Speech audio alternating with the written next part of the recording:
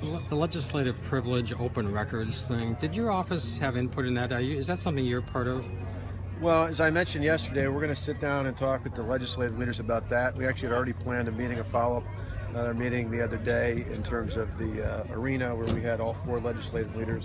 But I think it's pretty clear they need to make some changes in that. We're going to work with them on a Monday. Will you veto it if they don't make changes? Certainly it'll all depend on, we haven't made commitments on any other vetoes, but those are things that obviously a lot of concerns about. My hope is that after talking with them on Monday, we get to a point where it's either out completely or there's significant changes to it. Who was behind it, do you know?